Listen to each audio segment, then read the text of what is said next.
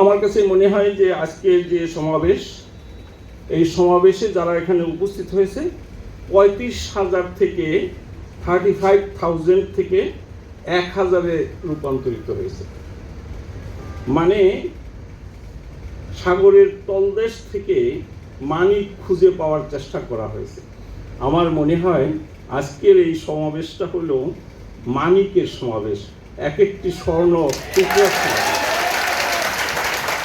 এবং এই মানিকের বা স্বর্ণের টুকরার যে সমাবেশ, এই সমাবেশের মধ্যে একটি বিষয়, মানে প্রত্যাশিত বিষয় আমরা সামনে দেখি। সেটা হলো যে সেই প্রত্যাশিত বিষয়টা হলো যে বাংলাদেশে টিবেট গ্রাজুয়েটের সংখ্যা বাংলাদেশ সরকার চাচ্ছে এটা মিনিমাম 50% করতে হবে। সারা পৃথিবীতে এই সংখ্যাটা 50 থেকে 74-75 ভাগ পর্যন্ত। বাংলাদেশ সরকার অনেক সাহস করে আর কি, দুশ্চিন্তাগ্রস্ত হয়ে সাহস করে বলছে 50% করতে হবে। ওকে ফাইন, 50% যদি করতে হয় তাইলে সেই 50% করার জন্য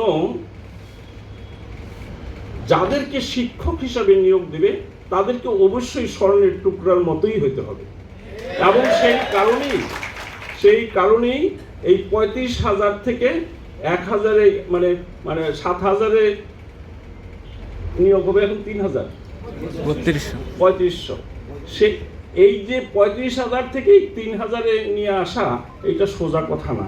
সেই কারণে আমার কাছে মনে হয় যে এটা একটা আকাঙ্ক্ষা পূরণের, একটা প্রত্যাশা পূরণের, উন্নত সমৃদ্ধ ধনী দেশে রূপান্তরিত হওয়ার যে আকাঙ্ক্ষা 41 সালে, সেই 41 সালে বাংলাদেশটাকে উন্নত সমৃদ্ধ ধনী দেশে রূপান্তরিত করার একটা আকাঙ্ক্ষার সমাবেশ এটা। সুতরাং যারা উপস্থিত হয়েছে তাদেরকে সেই অঙ্গীকারটা নিয়েই আমরা উপস্থিত হয়েছি যে আমরা বাংলাদেশটাকে উন্নত সমৃদ্ধ ধনী দেশে রূপান্তরিত করতে চাই।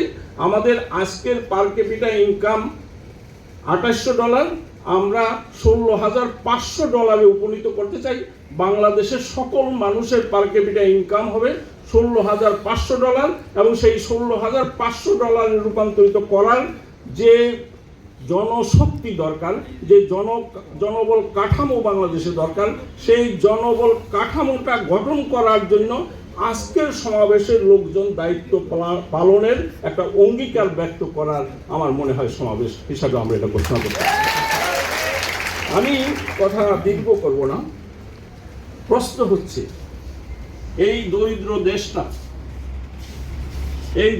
দেশটা আমরা এক সাগর রক্তের বিনিময়ে স্বাধীন করেছি। ব্রিটিশ পাকিস্তান পার হয়ে 200 বছরের অধিক উপনিবেশিক শাসন শোষণের মধ্য থেকে সীমাহীন ত্যাগের বিনিময়ে জাতির পিতা বঙ্গবন্ধু শেখ মুজিবের নেতৃত্বে এই দেশটা এক সাগর রক্ত দিয়ে আমরা এই দেশটাকে স্বাধীন সার্বভৌম বাংলাদেশ প্রতিষ্ঠা করেছি।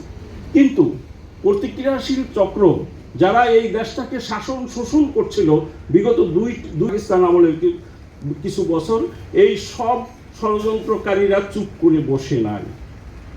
তারা এই দেশটা যাতে কোনো রকমই উন্নত সমৃদ্ধ না হইতে পারে সেই ধরনের ষড়যন্ত্র